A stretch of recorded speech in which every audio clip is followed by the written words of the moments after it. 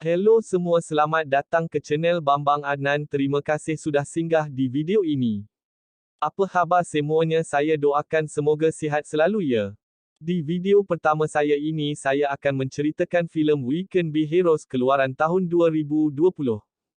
Filem ini menceritakan perjuangan sekumpulan anak muda super yang beraksi untuk menyelamatkan keluarga mereka dan menyelamatkan dunia. Okey, sebelum saya ceritakan filemnya, jangan lupa subscribe channel ini ya tak?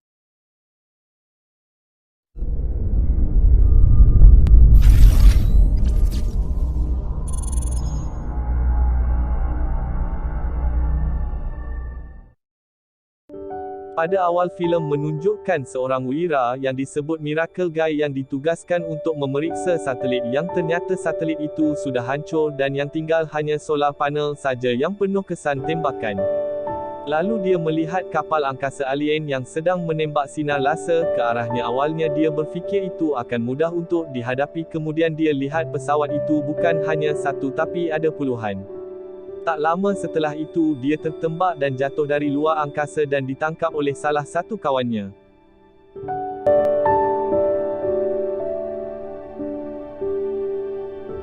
Di tempat lain, seorang gadis yang bernama Missy terbangun dari tidurnya. Lalu dia turun ke bawah menemui ayahnya yang sedang di dapur hendak memasak telur. Tetapi ayahnya tidak fokus dengan kerjanya kerana dia sedang menonton berita tentang superhero yang jatuh dari luar angkasa itu.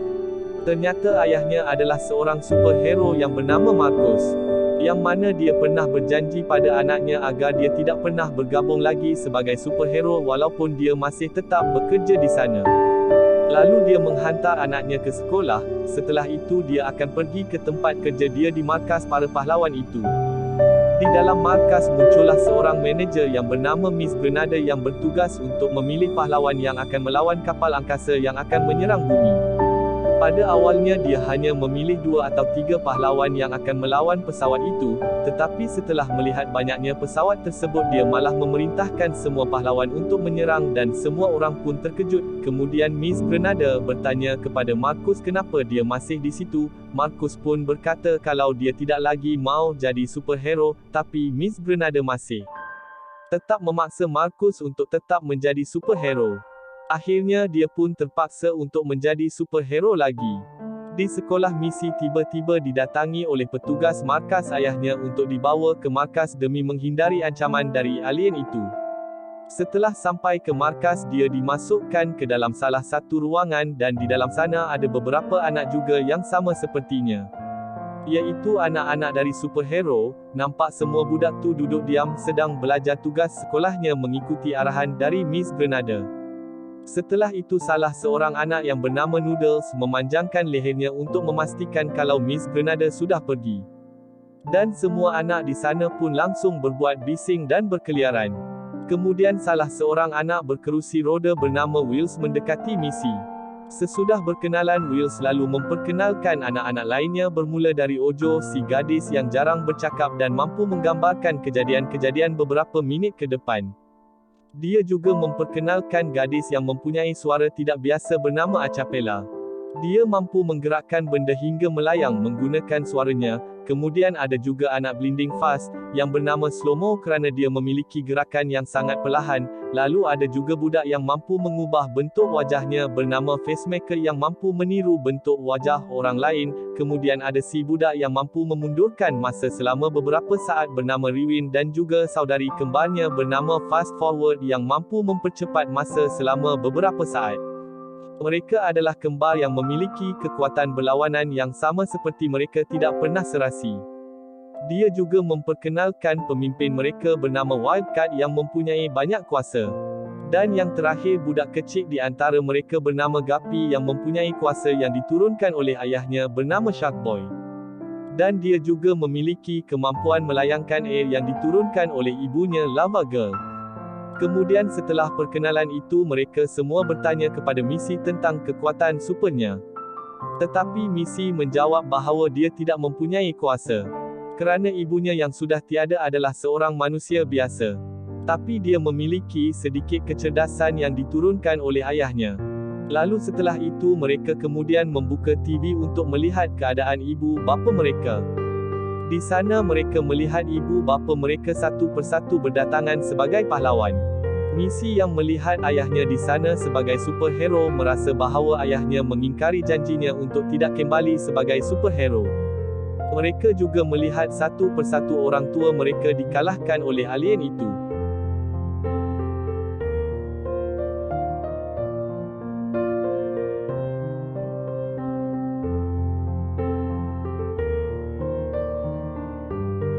Kemudian akhirnya semua superhero pun berjaya ditangkap oleh alien. Yang membuat anak-anak mereka menangis, Presiden negara pun bersuara dan mengucapkan takziah terhadap tertangkapnya para pahlawan itu. Dan dia menyampaikan pesan dari ketua alien yang sudah diterjemahkan. Kalau bumi akan hancur dalam beberapa jam lagi, lalu sesudah itu Miss Grenada menyuruh mereka untuk tidak keluar dari ruangan itu demi keselamatan mereka. Tapi Missy mengajak anak-anak lain untuk keluar dari tempat itu. Sebab dia teringat dengan gambar-gambar yang dibuat Ojo. Yang mana salah satunya ada gambar alien yang akan masuk ke ruangan itu. Untuk menangkap mereka, Wildcat yang mendengar perkataan Missy merasa dia sedang diperintah oleh budak baru. Kerana dia adalah pemimpin di sana, tetapi akhirnya dia setuju untuk pergi tapi bukan kerana arahan Missy. Lalu Missy menyusun rancangan untuk mereka keluar, kemudian Face maka memancing 3 penjaga untuk masuk ke dalam ruangan itu. Untuk meminta kad kunci, tetapi tentu saja penjaga itu tidak mau memberikannya dan kemudian mereka pun mula melawan ketiga penjaga itu. Akhirnya mereka pun berjaya mendapatkan kunci itu, tetapi hampir saja mereka gagal kerana alien itu pun sudah datang. Dan Riwin memundurkan masa beberapa saat sebelum alien itu muncul dan mereka pun berjaya bebas. Saat mereka sedang berjalan Missy tidak sengaja melanggar Miss Grenada. Dan mereka pun berlari lebih cepat lagi, tapi tiba-tiba pintu ditutup oleh penjaga. Yang mana pintu itulah satu-satunya pintu keluar, Wildcat pun melihat lubang di atas mereka menuju lantai 2. Dan Acapella pun mula bernyanyi untuk menerbangkan semua penjaga untuk dijadikan tangga. Mereka pun berjaya untuk naik ke atas dan menaiki kereta. Tetapi mereka dihalang oleh beberapa penjaga di sana. Hingga akhirnya Acapella bernyanyi untuk menerbangkan kereta itu.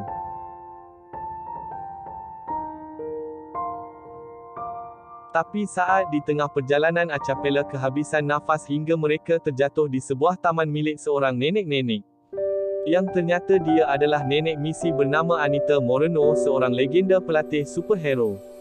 Singkat cerita mereka dibawa ke belakang rumahnya untuk melatih mereka menjadi superhero muda. Dan Missy ditunjuk neneknya untuk menjadi ketua tim. Di situ mereka berlatih untuk memperkuat kuasa mereka. Missy juga mula untuk mengajar mereka agar tetap fokus dan bekerjasama. Di markas alien pula para pahlawan itu sedang bergaduh sesama mereka. Hal itulah yang membuat mereka tidak saling bekerjasama.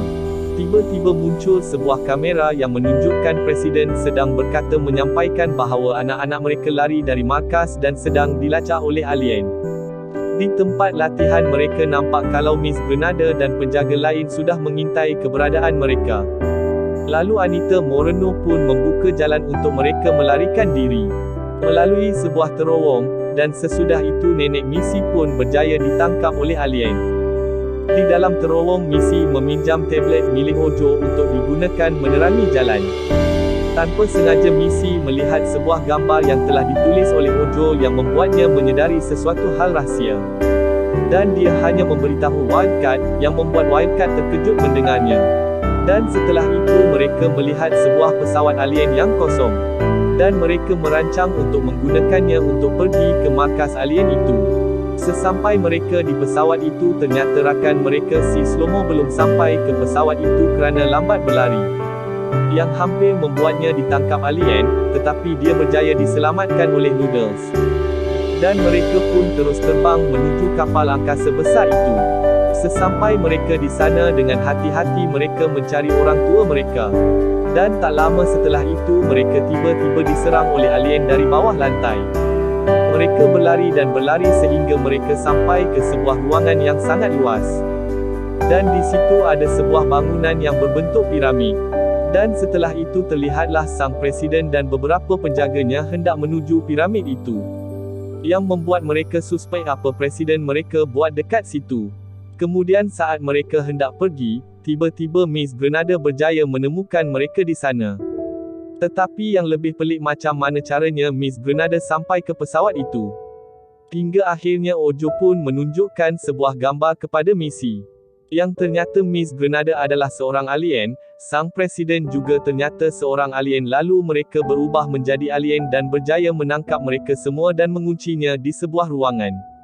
Di tempat lain di dalam ruangan para superhero, alien juga membawa tahanan baru yang sempat mereka fikir adalah alien juga. Ternyata itu adalah Anita Moreno, ibunya Marcos atau neneknya Missy. Mereka sempat menghajarnya sebelum Anita Moreno menunjukkan dirinya.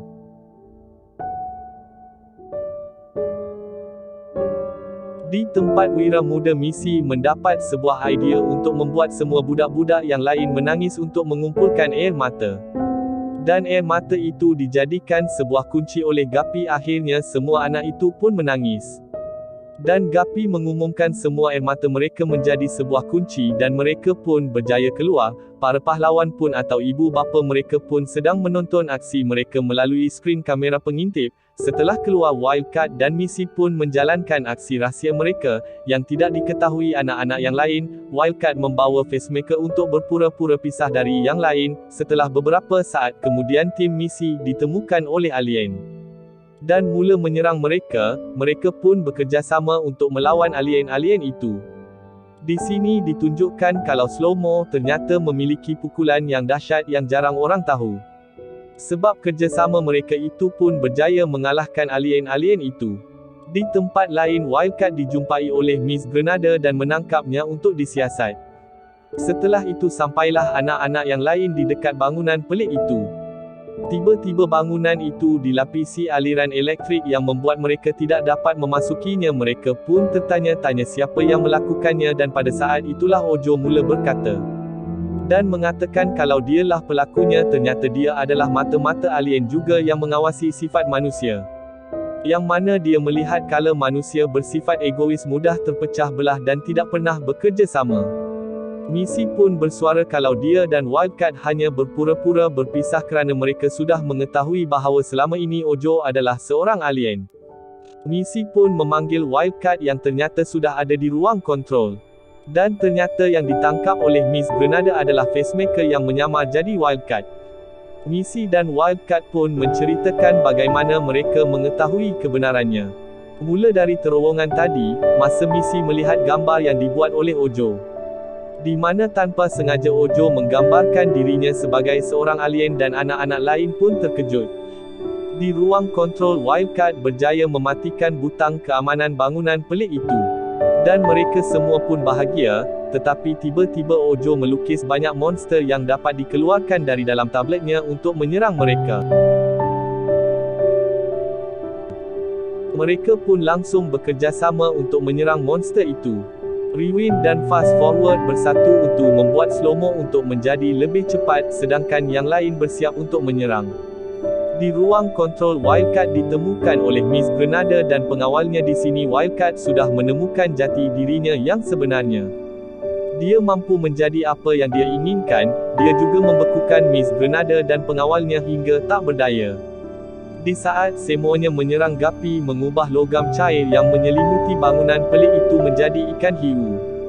Dia pun menaikinya dan menerkam semua monster, tetapi Ojo belum menyerah. Dia melukis lebih banyak lagi monster yang membuat Missy turun tangan untuk melakukannya sendiri. Ia memancing monster-monster itu hingga akhirnya monster-monster itu terjatuh bersama Missy. Nasib baik Missy diselamatkan oleh Noodles.